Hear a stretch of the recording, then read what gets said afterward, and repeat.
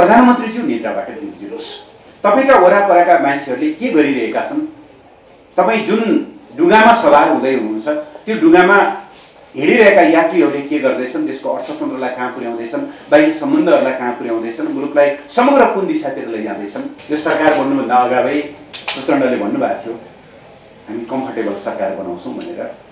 नेपालीका लागि कम्फर्टेबल होइन, बाहिर अरू विदेशी मुलुकका लागि कम्फर्टेबल बनाउन खोज्नु भएको रहेछ भन्ने कुरा अहिले प्रमाणित पनि गर्यो। बहादुर रायमाझी लगायत सांसदहरूलाई गरेको कारबाही उहाँले 48 घण्टामा टाँस्नुभयो। तर नेकपा एमाले कारबाही गरेका सांसदहरूको लिस्टलाई उहाँले सिरानी मुनि राख्नुभयो र नेकपा एमाले विभाजनको एउटा मुख्य कारण बन्न पुग्नुभयो। यो कुराप्रति हाम्रो आपत्ति हो। यो कुरामा उहाँले जिम्मेवारी नलिँदासम्म हाम्रो विरोध जारी रहन्छ। ललिता निवासको सयौं रोपनी जग्गामा जुन अपचलन गरियो त्यसलाई मेरो नेतृत्वमा चाहिँ व्यक्तिका नाममा गराउनको निम्ति भूमाफियाहरू र सरकार त्यति बेलाको कर्मचारीहरूको मिलोमतेमा जे जस्ता कामहरू भए, यसमा को संलग्न छन्, कस्ता कस्ता खालका अपराधहरू भएका छन् भन्ने बारेमा हामीले प्रहरीको सिआइबीलाई अनुसन्धानका निम्ति आग्रह गरेका थियौँ। उनले सयौं अपराधीहरूको एउटा अथवा दोषीहरूको एउटा लिस्ट बनायो। आन्दोलन गर्नुहोस् केही फरक परेन, तर जनताले न्याय पाउने कुरालाई तपाईले रोक्न मिल्दैन। हाम्रो भनाइ यो हो। मुलुकका प्रत्येक सूचकाङ्कहरू नकारात्मक दिशामा गएका छन्। सरकार जस्तो छैन। सरकार हुनको लागि एउटा अथोरिटी र जनताप्रतिको जवाफदेही, त्यो सरकार हुनुका सबैभन्दा मुख्य पहिचानहरू हुन्। सरकारले त्यो नै कायम गर्न सकेको छैन। न्यायालय 2.5 महिना 3 महिनादेखि निरन्तर सङ्कटमा छ, हडताल चलिरहेको छ। संसद ठप्प छ। संसद खुलाउने बारेमा सत्तापक्षले जिम्मेवार ढङ्गले सम्वादै गर्न चाहेको छैन। यद्यपि पछिल्लो समय प्रधानमन्त्री स्वयंले अग्रसरता लिएर हाम्रो पार्टीको अध्यक्षलाई सँग भेटवार्ता गर्नुभएको छ। त्यसले थोरै केही सकारात्मक लक्षण त देखाएको छ, तर पनि समाधानको टुङ्गो भइसकेको छैन। यसरी राज्यका 3 अङ्गहरू सङ्कटमा छन्। मुलुकको बाह्य सम्बन्ध लथालिङ्ग जस्तो अवस्थामा छ। सरकारले एकैचोटि दर्जनौं राजदूतहरूलाई फिर्ता बोलायो। त्यो 3 महिनाभन्दा बढी भइसक्यो। अहिले नयाँ नियुक्तिको कुनै न्यूनतम प्रक्रिया समेत पनि सुरु भएको छैन। यसले बाह्य सम्बन्धहरूमा सरकार असाध्यै गैर जिम्मेवार ढङ्गले चलेको देखाउँछ। तर त्योभन्दा ठुलो कुरा मुलुकको अर्थतन्त्रका समग्र सूचकहरू जसरी ऋणात्मक बन्दै गइरहेका छन्, सिङ्गो मुलुक असाध्यै चिन्तित छ। हिजो मात्रै राष्ट्र ब्याङ्कले मुलुकका विभिन्न तथ्याङ्कहरू, आर्थिक सूचकहरू सार्वजनिक गरेको छ। मुलुकको शोधन अन्तर्स्थिति, ब्यालेन्स अफ पेमेन्ट इतिहासमै यति छिटो ओह्रालो लागेको छ। विदेशी मुद्रा सञ्चिति डरलाग्दो गरी घटेको छ। व्यापार घाटा उकालिएको उकालै छ। मुद्रास्फीति अथवा महँगी बढेको बढै छ। रेमिटेन्स घटेको छ। आज आर्थिक वर्षको 6 महिना पुरा हुने बेलासम्म कुल पुँजीगत खर्चको 8% पनि खर्च हुन सकिरहेको छैन। मुलुकका सबै क्षेत्रहरू अस्तव्यस्त जस्तो छन्। यस हिसाबले हेर्दा जुन हिसाबले मुलुकको राजनीतिलाई असार 28 गतिको परमादेशले एउटा गठबन्धन सरकार बन्ने बाटोतिर लग्यो र जुन ढङ्गले यो सरकार बन्यो, जुन ढङ्गको राजनीतिक परिवर्तन भयो, त्यसको मूल्य सिङ्गै मुलुकले चुकाउनु परेको अहिलेको अवस्था छ। सरकार कतिसम्म एउटा निकम्मा देखियो भनेदेखि 1 करोडभन्दा बढी डोज खोप स्टोरमा छ। सरकार खोप लगाउन सक्दैन र अहिले कोरोनाको नयाँ महामारी, नयाँ भेरिएन्ट सहितको महामारी एकदम तीव्र रूपले बढिरहेको अवस्था छ। लिपुलेख, लिपियाधुरा, कालापानी जस्ता नेपाली भूभागहरू वार्ता गरेर नेपालको वास्तविक भू चलनमा स्वामित्वमा ल्याउनु पर्ने बेलामा त्यहाँ भइरहेका संरचनाहरूको बारेमा त्यो रोक्न सरकारले एउटा सामान्य कूटनीतिक पत्राचारसम्म पनि गर्न सकिरहेको अवस्था छैन। हुन त यो स्वाभाविक थियो। यो सरकार बन्नुभन्दा अगावै प्रचण्डले भन्नुभएको थियो हामी कम्फर्टेबल सरकार बनाउँछौँ भनेर। नेपालीका लागि कम्फर्टेबल होइन, बाहिर अरू विदेशी मुलुकका लागि कम्फर्टेबल बनाउन खोज्नु भएको रहेछ भन्ने कुरा अहिले प्रमाणित पनि गर्यो। यसरी जयसिंह धामी बेपत्ता हुँदा बोल्न नसक्ने, नेपाली भूभागमाथि हेलिकप्टर ड्रोनहरूको अवैध उडान हुँदा बोल्न नसक्ने, नेपाली भूभागमाथि संरचनाहरू एकतर्फी ढङ्गले बनिरहँदा बोल्न नसक्ने, यो खालको स्थितितिर असाध्यै गैर जिम्मेवार ढङ्गले सरकार अगाडि बढेको देखिन्छ। यसप्रति हाम्रो गम्भीर आपत्ति छ, हाम्रो विरोध छ, असहमति छ। यी कुराहरू तत्काल रोकिनुपर्छ र कम्तीमा प्रधानमन्त्री अब निद्राबाट बिउजिनुहोस् भन्ने हाम्रो आग्रह छ। अरू पार्टीहरूको बारेमा हाम्रो कुनै कमेन्ट छैन, तर कमसेकम नेपाली काङ्ग्रेस यो देशको सबैभन्दा पुरानो र एउटा जिम्मेवार पार्टी, उसकै नेतृत्वमा हुँदा मुलुकका यी अर्थतन्त्रका सारा सूचकहरू यस्तो अस्तव्यस्त हुने नेपालको इतिहासमा पहिलोचोटि सञ्चारकर्मी साथीहरूलाई थाहा छ, बजेट होलिडे भयो। 10 दिनसम्म मुलुकमा बजेटै नभइकन मुलुक चल्नुपर्ने अवस्था सृजना भयो। लज्जास्पद कुरा होइन। त्यस कारणले मेरो आग्रह छ एउटा प्रमुख प्रतिपक्षी दलको जिम्मेवार कार्यकर्ताको हैसियतले, प्रधानमन्त्रीज्यू निद्राबाट बिउजिनुहोस्। तपाईँका वरापरका मान्छेहरूले के गरिरहेका छन्, तपाईँ जुन डुङ्गामा सवार हुँदै हुनुहुन्छ त्यो डुङ्गामा हिँडिरहेका यात्रीहरूले के गर्दैछन्, देशको अर्थतन्त्रलाई कहाँ पुर्याउँदैछन्, बाह्य सम्बन्धहरूलाई कहाँ पुर्याउँदैछन्, मुलुकलाई समग्र कुन दिशातिर लैजाँदैछन्।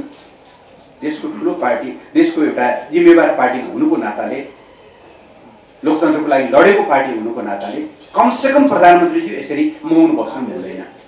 यी सबै पक्षहरूमा तपाईँको एउटा चाहिँ हस्तक्षेप जरुरी हो, नभएदेखि चाहिँ मुलुक एकदमै गलत बाटोतिर जाने एउटा स्थिति बन्ने हो। जहाँसम्म संसदको लामो समयको चाहिँ अवरोधको विषय हो, हामीले यो कुराहरू पटक पटक भन्दै आएका छौँ।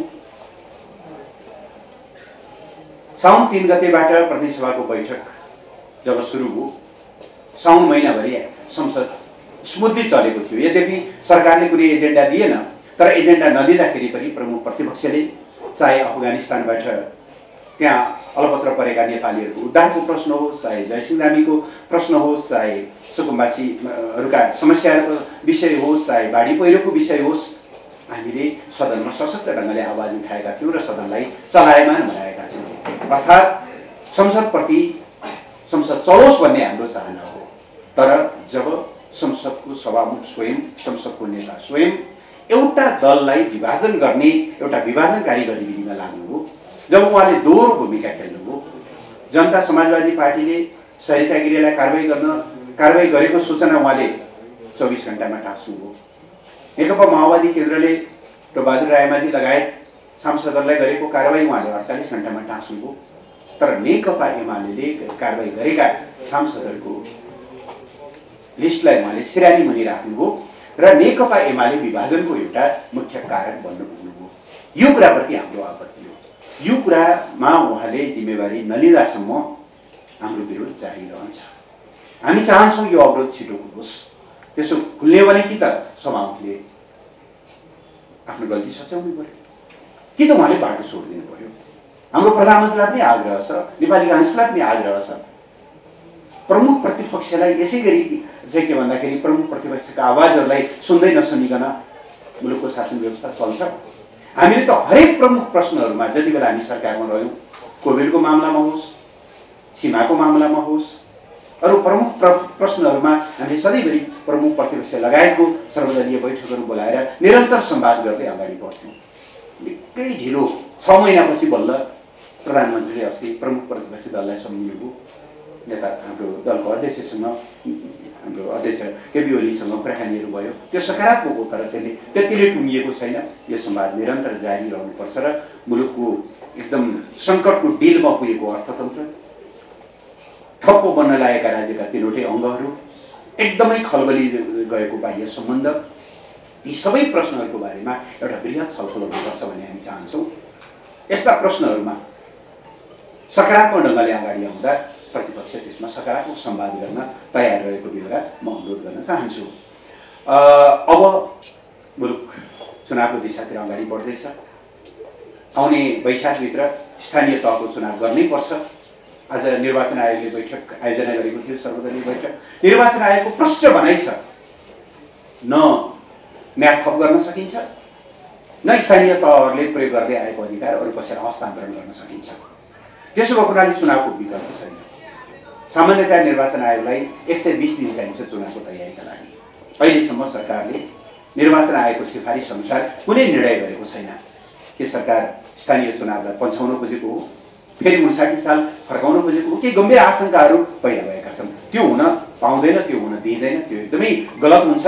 समयमा स्थानीय तहको चुनाव हुनुपर्छ, नेकपा एमालेको बहुत प्रष्ट मान्यता छ। यी सबै प्रश्नहरूमा एउटा सही दिशातिर मुलुक अगाडि बढोस् भन्ने हामी चाहन्छौँ। जहाँसम्म नेकपा एमालेको प्रश्न हो, हामीले असोजमा विधान महाधिवेशन गरेर पार्टीको आगामी 5 वर्षका लागि हाम्रा सैद्धान्तिक र वैचारिक प्रश्नहरूलाई प्रष्ट पारेका छौँ। मङ्सिर 10देखि 14सम्म 10औं राष्ट्रिय महाधिवेशन गरेर नेकपा एमालेको स्ट्रेन्थलाई, नेकपा एमालेप्रतिको जनताको समर्थनलाई सो गरेका छौँ। विभाजनका र हाम्रा विरुद्धका घेराबन्दीका सारा कुराहरूलाई तोड्दै हामी अगाडि बढेका छौँ र अस्ति 23 गते हामीले देशका 63 जिल्लाहरूमा अधिवेशन सम्पन्न गर्यौँ। हालसम्म 68 जिल्लामा अधिवेशन सम्पन्न भएको छ। त्यसमध्ये 60 भन्दा बढी जिल्लाको परिणाम आइसकेको छ। केही जिल्लाहरूमा मतगणना हुँदैछ, केही जिल्लाहरूमा सहमतिका निम्ति प्रयासहरू हुँदैछन्, केही जिल्लाहरूले केही पछाडि सार्नु भएको छ अधिवेशन। यी अधिवेशनहरू मार्फत योग्य सक्षम नेतृत्व आएको छ। करिब 22-23 जिल्लाहरूमा निर्वाचनको माध्यमबाट नेतृत्व चयन भएको छ भने अधिकांश जिल्लाहरूमा सहमतिको आधारमा नेतृत्व चयन भएको छ र यसले हाम्रो पार्टीको संगठनात्मक जीवनलाई एकदमै व्यवस्थित र चुस्त दुरुस्त गरेको छ। अब यस्तो अवस्थामा हामी मुख्यतया 4वटा कुरालाई फोकस गरेर नेकपा एमाले अगाडि बढ्नेछ। पहिलो, निर्वाचनको तयारी। आउने निर्वाचनमा तिनै तहका निर्वाचनहरूमा नेकपा एमालेलाई बहुमत प्राप्त पहिलो शक्ति बनाउने हाम्रो पहिलो लक्ष्य छ। दोस्रो, नेकपा एमालेले सुरु गरेका तर यसबीचमा अवरोध गरिएका सामाजिक आर्थिक रूपान्तरणका, समृद्धिका, विकास निर्माणका कामहरूलाई तीव्रता दिने, त्यो कुराको निम्ति निरन्तर खबरदारी र दबाब दिने दोस्रो हाम्रो चाहिँ कार्यसूची छ। तेस्रो, वर्तमान सरकारले जे जस्ता जनविरोधी गतिविधिहरू गरिरहेको छ ती गतिविधिहरूको भण्डाफोर गर्दै मुलुकलाई, मुलुकको संविधान, मुलुकको लोकतन्त्र, मुलुककोमा विधिको शासन, एउटा मात्रै उदाहरण म यहाँलाई दिन चाहन्छु। ललिता निवासको स्वयं रोपनी जग्गामा जुन अपचलन गरियो त्यसलाई मिलोमितोमा चाहिँ निजी क्षेत्रलाई दिन व्यक्तिका नाममा गराउनको निम्ति भूमाफियाहरू र सरकार त्यति बेलाको कर्मचारीहरूको मिलोमितोमा जे जस्ता कामहरू भए त्यसलाई खारेज गरेर त्यसलाई सरकारको नाममा ल्याउने काम हाम्रो पूर्ववर्ती सरकारले गरेको थियो। यसमा को संलग्न छन्, कस्ता कस्ता खालका अपराधहरू भएका छन् भन्ने बारेमा हामीले प्रहरीको सिआइबीलाई अनुसन्धानका निम्ति आग्रह गरेका थियौँ। उनले 2 वर्ष लगाएर असाध्यै मेहनतपूर्वक अध्ययन गरे। उनले 100औं अपराधीहरूको एउटा अथवा दोषीहरूको एउटा लिस्ट बनायो। तर अस्ति अचानक सरकारी वकिलको एउटा निर्णयले 2 वर्षदेखि प्रहरीले गरेको सारा मेहनतलाई पानी खानुने काम भएको छ। सरकारी वकिललाई मुद्दा चलाउन पाउने कि नपाउने भनेर दिइएको अख्तियारी अथवा त्यो अधिकार भ्रष्टाचारलाई ढाकछोप गर्न, अपराधीलाई उम्किनको निम्ति लाइसेन्स होइन। यो ढङ्गले दुरुपयोग गर्न मिल्दैन, दुरुपयोग गर्न पाइँदैन।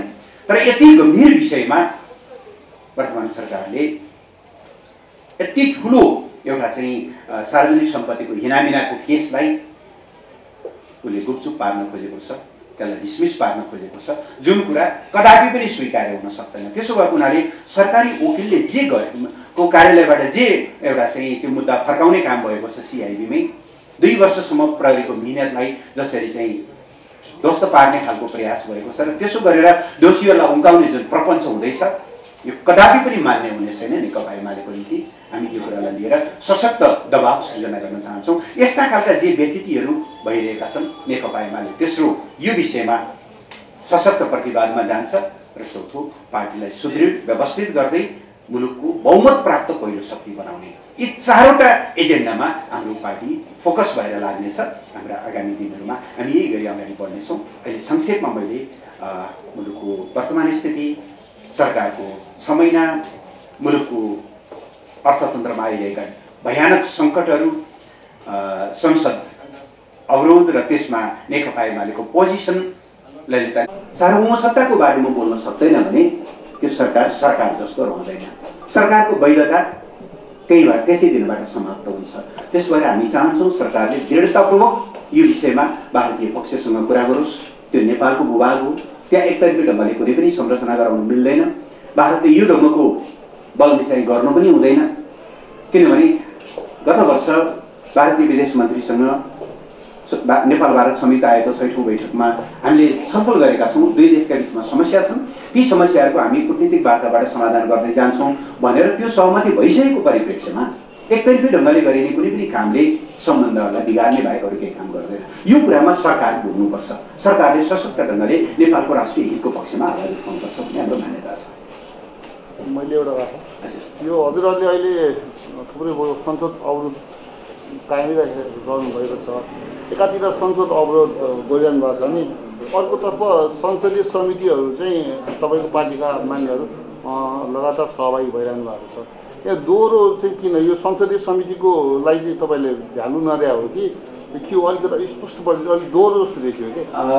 सामान्यतया अब संसदीय समितिहरूमा जस्तो फुल हाउसमा सत्तापक्ष प्रतिपक्ष भन्ने हुन्छ, तर समितिहरू एक किसिमले त्यसको इन्फर्मल थलो जस्तो भएको हुनाले विगतमा पनि समितिहरू स्मुथली चल्ने गरेको स्थिति थियो। केही ज्वलन्त विषयहरूमा छलफल गर्दा समितिका बैठकहरूमा हाम्रा मान्यज्यूहरू जानुभएको छ, छलफलमा सहभागी हुनुभएको छ। तर सदन जुन मूल हाउस हो, मूल हाउसमा हाम्रा केही निश्चित पोजिसनहरू छन् जुन मैले अघि यहाँलाई बताएँ। त्यो पोजिसन हाम्रा ती भनाइहरूलाई सम्बोधन गरिनुपर्छ र त्यसो गरेर संसद चाहिँ को अवरोध खुल्नुपर्छ। संसदको अवरोध खुल्नका लागि नेकपा एमाले अगाडि सारेका मान्यताहरू अथवा उसले अगाडि सारेका मागहरूको सम्बोधन हुनुपर्छ भन्ने हाम्रो भनाइ हो। मैले यसैमा चाहिँ जुन नेकपा समाजवादी छ उनीहरू सहभागी भएको कार्यक्रममा चाहिँ हाम्रो एमालेको सहभागिता भयो भने चाहिँ हामीले उनीहरूलाई दलको मान्यता दिएको जस्तो हुन्छ। त्यही भएर नेकपा समाजवादी सम्मिलित कुनै पनि कार्यक्रममा हामी सहभागी हुँदैनौँ भन्ने खालि हजुरको यो थियो नि त कारण त्यस्तो हो। अनि त्योभन्दा पनि हाम्रो भनाइ के हो भने जुन ढङ्गले रातारात अध्यादेश ल्याएर अनि त्यो जुन थ्रेसहोल्ड छ कति प्रतिशत भयो भने विभाजन गर्न पाइन्छ भन्ने कुराको थ्रेसहोल्ड तल झारेर जुन ढङ्गले चाहिँ नेकपा एमाले विभाजनका निम्ति अब त्यति बेला सरकार स्वयं, निर्वाचन आयोग स्वयं, सभामुख स्वयं जुन ढङ्गले चाहिँ एउटा मुलुकको प्रमुख राजनीतिक दललाई विभाजित गर्नका निम्ति जुन ढङ्गका क्रियाकलाप भए त्यसप्रतिको हाम्रो विरोध हो। भोलि अब यसको एउटा टुङ्गो होला अदालतमा मुद्दाहरू छन्, त्यस पछाडि एक ढङ्गले अगाडि बढ्न सक्छ। तर आजका मितिमा त नेकपा एमाले कारवाही गरेका सांसदहरूको समेत टाउको गनेर निर्वाचन आयोगले शनाखत गर्ने, कारवाही गरेको सूचना चाहिँ सभामुखले नटाँसेर विभाजनका निम्ति चाहिँ सहयोगी भूमिका खेल्ने, यस कुराप्रति हाम्रो आपत्ति हो।